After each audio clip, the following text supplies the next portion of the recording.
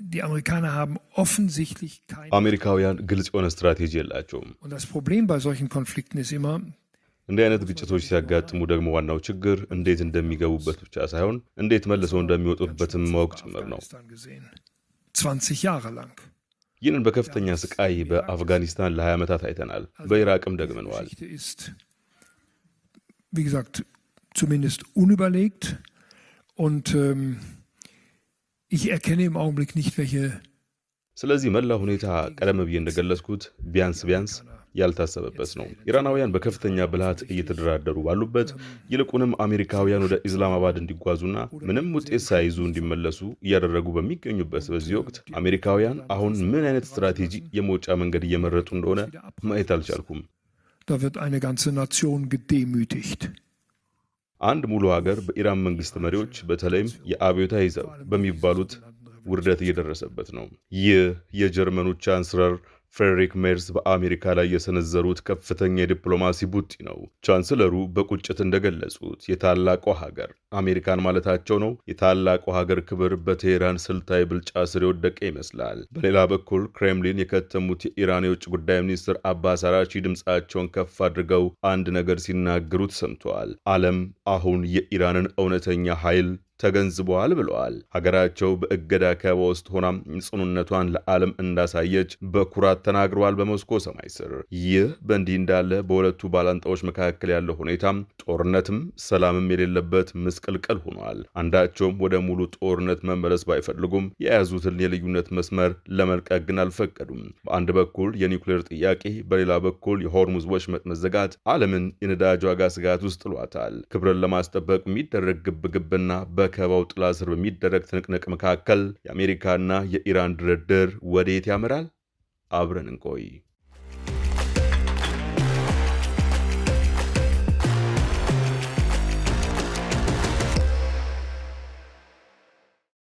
በአሜሪካና በኢራን መካከል ያለው ውጥረት ሌላ ወሳኝ ምዕራፍ ላይ ደርሷል። 3 ሳምንታት ያህል የቆየው ደካማ የተኩስ አቁም ስምምነት እንደቀጠለ ቢሆንም ይህንን ጊዜያዊ ስምምነት ወደ ዘላቂ ስምምነት ለመቀየር የሚደረገው ጥረት ግን የተገታ ይመስላል። በሳምንቱ መጨረሻ በፓኪስታን ዋና ከተማ ኢስላማባድ ይካሄዳል ተብሎ ተስፋ የጣለበት ውይይት የአሜሪካው ፕሬዝዳንት ዶናልድ ትራምፕ የልዑካናቸውን ጉብኝት ከሰረዙ በኋላ ሊሳካ አልቻለም። ሁለቱም ሀገራት በተለይም በቴህራን የኒውክሌር መርሃ ግብርና በሆርሙዝ የባህር ወሽመጥ ቁጥጥር ላይ ባሏቸው ጥያቄዎች ዙሪያ አሁንም ጸንተው እንደቆሙ ናቸው። የኢራን የውጭ ጉዳይ ሚኒስትር አባስ አራቺ ሰኞ ዕለት ለንግግሮቹ መቋረጥ አሜሪካን ተጠያቂ አድርገዋል። በሩሲያ ጉብኝት ባደረጉበት ወቅት የአሜሪካ አካሄዶች ቀድሞ የነበረው የድርድር ዙር ምንም እንኳን መሻሻሎች ቢታዩም በከፍተኛ ፍላጎቶቻቸው ምክንያት ግቡን እንዳይመታ አድርገውታል ብለዋል። ይሁን እንጂ ባለሙያዎች እንደሚናገሩት ይህ አለመግባባት የንግግሮቹን መገታት እንጂ ሙሉ ለሙሉ መፍረስን አያሳይም።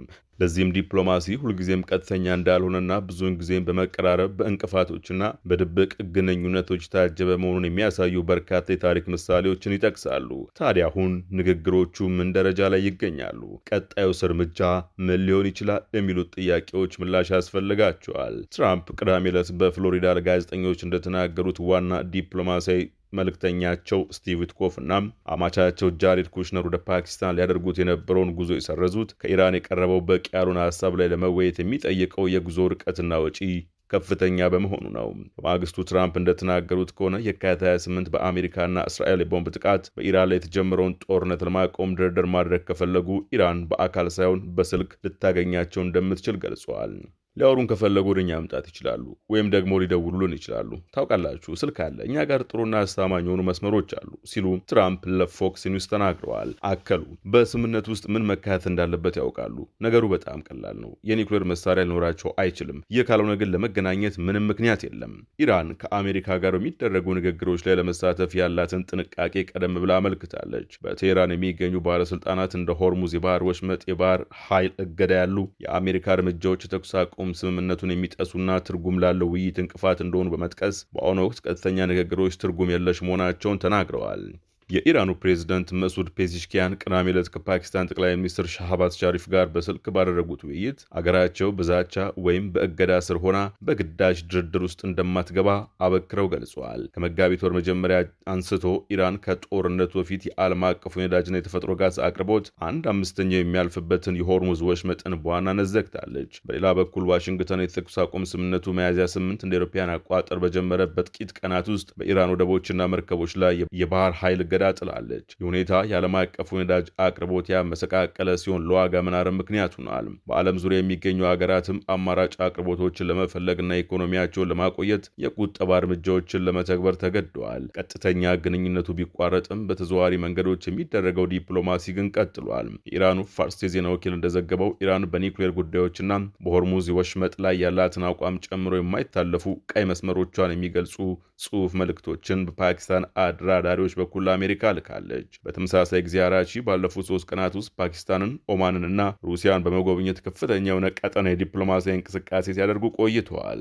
የኢራን አይአርኤንኤ የዜና ወኪል ከሴንት ፒተርስበርግ ባሰራጨው የቪዲዮ ቃለ መጠይቅ ላይ አራቺ ሲናገሩ በዚህ ጊዜ ውስጥ ከጦርነቱ ጋር በተያያዘ ስለተከሰቱት ክንውኖችና አሁን ስላለው ሁኔታ ከሩሲያ ወዳጆቻችን ጋር ለመመካከር ጥሩ አጋጣሚ ነው ብለዋል። ሌላው እዚህ ጋር የሚነሳው ጥያቄ በአሜሪካና ኢራን መካከል ያለው ዲፕሎማሲ ከሽፏል ወይ የሚለው ነው። በቴሄራንና ዋሽንግተን አቋሞች መካከል ያለው ልዩነት አሁንም ሰፊ ቢሆንም ኢራን ለሰላማዊ ዓላማ ብቻ ነው የምትጠቀምበት የምትለውን የዩራኒየም ማበልጸግ ጀምሮም የኒውክሌር መርሃ ግብሯን ለመተው ፈቃደኛ አይደለችም። በእነዚህ የቆዩ ባላንጣዎች መካከል ያለው የተኩስ አቁም ስምምነት በአብዛኛው አሁንም እንደጸና ነው። ይህም ሁለቱ ወገኖች ወደ ከረረ ጦርነት ለመመለስ ፍላጎት እንደሌላቸው ያሳያል። በአውስትራሊያ ኢንስቲትዩት የዓለም አቀፍና የደህንነት ጉዳዮች ፕሮግራም ዳይሬክተር ኤማ ሾርቲስ ለአልጀዚራ እንደገለጹት አሁን ያለው ሁኔታ የቆመ ቢመስልም ለመሻሻል የሚረዳ ዕድል አለ።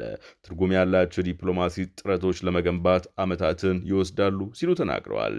በተለይም በዩራኒየም ማበልጸግ ጉዳይ ላይ ለውጥ ለማድረግ የሚያስችል እድል ሊኖር እንደሚችል በእርግጠኝነት የሚያሳዩ ምልክቶች አሉ ሲሉም አስረድተዋል። ይሁን እንጂ ይህ ሁሉ በመጨረሻዋ ሰዓት ሀሳባቸውን ሊቀይሩ በሚችሉና ባህሪያቸው በማይገመት መሪዎች ውሳኔ ላይ የተመሰረተ መሆኑን አስገንዝበዋል። ትራምፕ ባለፈው ሳምንት መጨረሻ እንደገለጹት ንግግሮችን መሰረዝ የግድ ወደ ውጊያ መመለስ ማለት እንዳልሆነ አመልክተዋል። እሁድ ዕለት በጣም የተሻለ ቅድ ሲሉ የገለጹትን አዲስ የኢራን የውሳኔ ሀሳብ የጠቀሱ ሲሆን የተወሰነ የመለዋወጥ እድል ሊኖር እንደሚችል የሚያሳዩ ምልክቶችም ታይተዋል።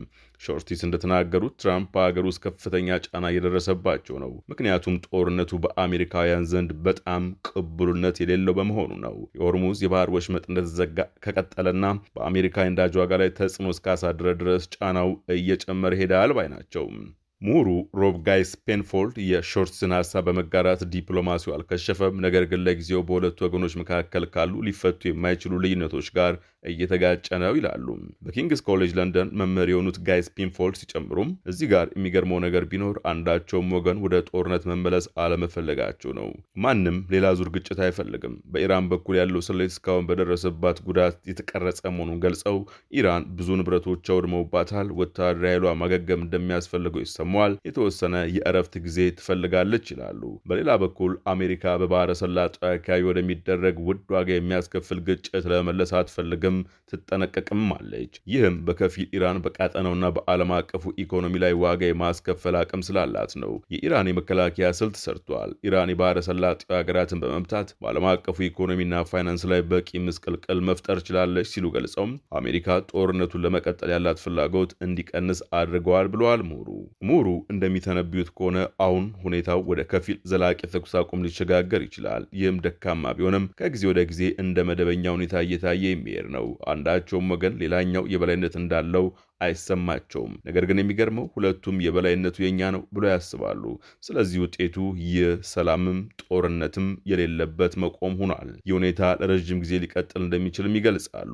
ይህ አንዱ ወገን ሌላኛውን ስምምነት እንዲያደርግ እስካላስገደደው ድረስ ብዙ ወይም ያነሰ ላልተወሰነ ጊዜ ሊቀጥል የሚችል እንቅስቃሴ ነው ሲሉ አክለዋል። የወደፊቱን ለመተንበይ ታሪክ ጥሩ ማሳያ ይሆናልና ቀደም ሲል የተደረጉ ድርድሮች እንዴት ተጠናቀቁ የሚለው ማየት ጠቃሚ ነው። የ2015ቱ የኢራን የኒውክሌር ስምምነት በይፋ የጋራ አጠቃላይ ድርጊት መርሃ ግብር በመባል የሚታወቀው በኦማን በኩል የተመቻቹ ምስጢራዊ የጓሮ በር ንግግሮችን ጨምሮ ስኬታማ ድርድር ላይ ለመድረስ በግምት 2 ዓመታትን ፈጅቷል። የመጨረሻ ስኬቱም የመጣው ከረዥም ጊዜ መገታትና ደረጃ በደረጃ ከተመዘገቡ መሻሻሎች በኋላ ነበር። ትራምፕ በመጀመሪያው የስልጣን ዘመናቸው እንደ አውሮፓውያን አቆጣጠር በ2018 ከስምምነቱ በአንድ ወገን ወጥተዋል። በለንደን የሚገኘው የአረብ ብሪታንያ የአድቮኬሲ ምክር ቤት ዳይሬክተር ክሪስ ዶይል በ1973 እንደ አውሮፓውያን አቆጣጠር በአሜሪካና ቪየትናም መካከል የተደረገውን የፓሪስ የሰላም ስምምነት እንደ ምሳሌ መጥቀስ ጦርነቶችን ለማቆም የሚደረጉ ሁሉም ዋና ዋና ድርድሮች የራሳቸው ልዩ ባህሪያት አላቸው ሲሉ ተናግረዋል። እዚህ ጋር የምታዩት እርስ በርሱ የሚቃረኑ ወገኖች ግጭቱ ባልቆመበት ሁኔታ ስምምነት ላይ ለመድረስ ሲሞክሩ ነው። ከፍተኛ ልዩነቶችም ነበሩ ብለዋል። ወደ ስምምነቱ ያመሩት ድርድሮች የተጀመሩት እንደ አውሮፓውያን አቆጣጠር በ1968 ነበር። የሆነ ሆኖ አሜሪካ በተግባር ከጦርነቱ ብትወጣም ወዲያውኑ ግን የስምምነቱ ጥሰቶች ተከስተዋል። በመጨረሻም ደቡብ ቪየትናም እንደ አውሮፓውያን አቆጣጠር በ1975 በኮሚኒስት ኃይሎች እጅ ወደቀች። ዶይል ሲያስጠነቅቁም በግጭት ውስጥ ያሉ ብዙ ተቃራኒ ወገኖች ስምምነቶችን አድርገዋል፣ ነገር ግን ስምምነቱ ዘላቂ እንዲሆን ማድረግ ሌላ ነገር ነው ብለዋል። በጣም ቅርብ ጊዜ የተከሰቱና አሁንም በመካሄድ ላይ ያሉትን ጨምሮ ሌሎች ግጭቶችም የዲፕሎማሲውን ተመሳሳይ የመቆምና የመጀመር ባህሪ አሳይተዋል። እንደ አውሮፓውያን አቆጣጠር በ2022 በሩሲያና ዩክሬን መካከል የተደረጉት የመጀመሪያ ድርድሮች ለስምምነት ተስፋን ጭሮ የነበረ ቢሆንም በመጨረሻ ግን ከሽፈዋል። ይሁን እንጂ ዲፕሎማሲያዊ ግንኙነቱ ሙሉ በሙሉ አልተቋረጠም።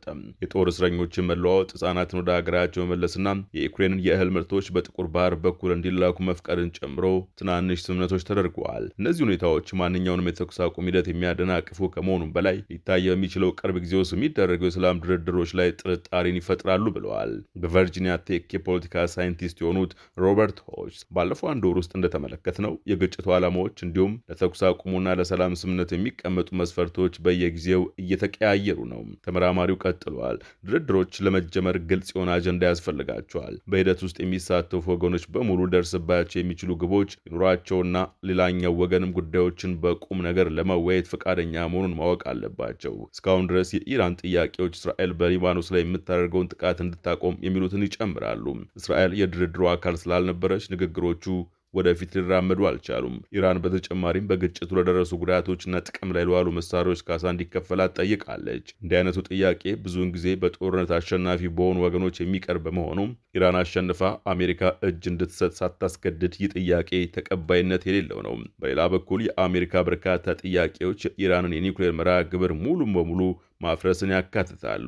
የአሜሪካ ፍጹም የሆኑ የመጨረሻ ግብ ጥያቄዎች ለኢራን የድርድር ዕድልን የሚያጠቡ በመሆናቸው ንግግሮቹን ያደናቅፋሉ። በፓኪስታን በኩል የሚደረግ አደራዳሪነት ብዙውን ጊዜ ጥንቃቄንና ምስጢራዊነትን የሚጠይቅ ቢሆንም አሜሪካም ሆኑ ኢራን ንቁ የሆነ የህዝብ ዲፕሎማሲ ዘመቻዎችን እያካሄዱ መሆናቸው ለወደፊት ንግግሮች ስኬታማነት እንቅፋት እየሆነ ነው ብለዋል። ግጭቱን ለማቆም የሚደረግ ስኬታማ ድርድር ምን ያስፈልገዋል የሚለውን ጥያቄ ሲመልሱ ደግሞ እንዲህ ይላሉ። በመጀመሪያ ሁለቱም ወገኖች ተገቢ የሆኑ ጥያቄዎችን ማቅረብ ይኖርባቸዋል። አሜሪካ እስራኤል በሊባኖስ ላይ የምታደርገውን ወታደራዊ ዘመቻ እንድታቆም መስማማት አለባት። ይህም እንዲሆን ደግሞ መጀመሪያ በእስራኤልና በሊባኖስ መካከል ስኬታማ ድርድር መደረግ ይኖርበታል። ከዚያ በኋላ አሜሪካና ኢራን በሌሎች ሀገራት ጣልቃ ገብነት ሳይወሰኑ በልዩ ጥያቄዎቻቸው ላይ ማተኮር ይችላሉ። ግጭቱ በእውነት በአሜሪካና ኢራን መካከል ብቻ እስካልሆነ ድረስ ግን ጥቃቶች ይቆማሉ ተብሎ አይታሰብም ባይ ናቸው። ይህ በእንዲህ እንዳለ ታዲያ የጀርመኑ ቻንስለር ፍሬድሪክ ሜርዝ የድርድሩን መጓዝ ተከትሎ አሜሪካ ላይ የሰነዘሩት ትችት መነጋገሪያ ሆኗል። የጀርመኑ ቻንስለር እንደገለጹት አሜሪካ በኢራን አመራሮች እየተዋረደች ነው። ትራምፕ የሚመሩት አስተዳደርም በድርድር ጠረጴዛው ዙሪያ በቴህራን ብልጫ እየተወሰደበት መሆኑን ጠቁመዋል።